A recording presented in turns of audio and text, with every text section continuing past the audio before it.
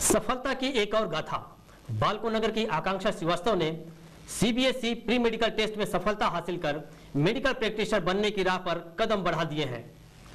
पिछले दिनों हुई सीबीएसई पीएमटी में उन्हें मिली कामयाबी के अलावा Manipal academy of higher education के लिए भी उनका चयन हो गया है। डीपीएस कोरबा की छात्रा रही आकांक्षा प्रारंभ से ही मेधावी रही है।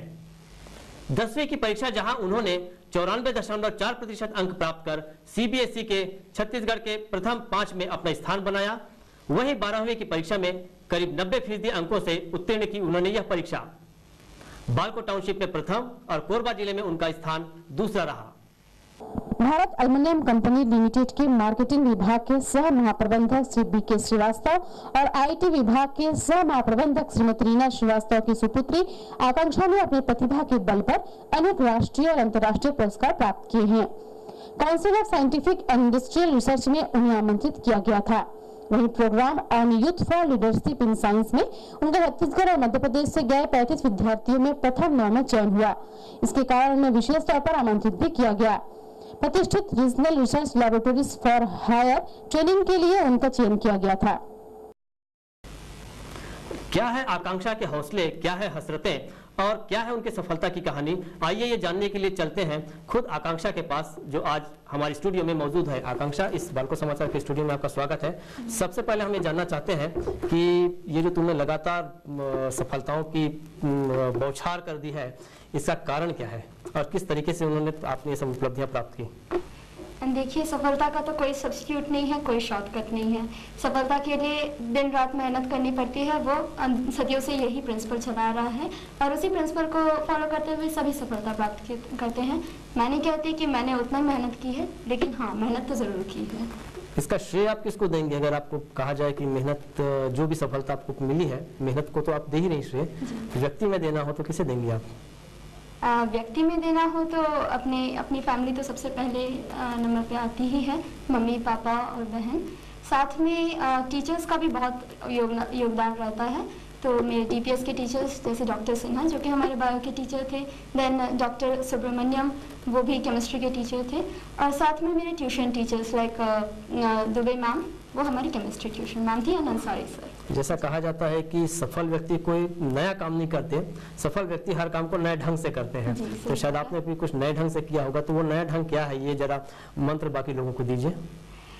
नया ढंग तो यही है कि कोई डिफरेंट ढंग नहीं होता, आपने सही कहा। एक वही बात है कि दिन रात मेहनत करते रहना है और from the very first day, एकदम शुरू से ही भिड़ जाना है इसमें। ये नहीं कि प्रतियोगिता में भाग लेना है तो आप 11वीं क्लास को ऐसे ही छोड़ दें। आप 11वीं क्लास को भी शुरू से अच्छी तरह से पढ़िए, क्योंकि यह मैं आपको बता दूं कि 11वीं क्लास का 60% आता है और 12th क्लास का 40% आता है। इसलिए आप समझ ही गए होंगे कि 11वीं क्लास में कितनी महत्ता है, और फर्स्ट डे से मेहनत करनी है, बस यही मूल उसका है। आप डॉक्टर ही क्यों बनना चाहती है, अगर ये कहा जाए? बायो में मेरा शुरू से ही इंटरेस्ट रहा है। बायो को मैं प्रैक्टिस करना चाहती हूँ, उसको अपनी लाइफ में लाना चाहती हूँ, तो इसीलिए मेरे को लगा कि डॉक्टर उसमें बेस्ट फील्ड है। और फील्ड्स को जाए तो 100% जॉब श्योरिटी आपको मिलेगी नहीं, जो आज के ज़माने में बहुत ज़रूरी है अपने एग्जिस्टेंस के लिए। तो इसीलिए मैंने डॉक्टर की फील्ड चुनी। ये जो कहा जाता है कि जो लोग पढ़ाई लिखाई बहुत ज़्यादा करते हैं तो सामान्य रूप से उनको अपनी बाकी सब गतिविधियाँ छोड़ देनी पड़ती है, क्या ये सही है? जी एकदम नहीं।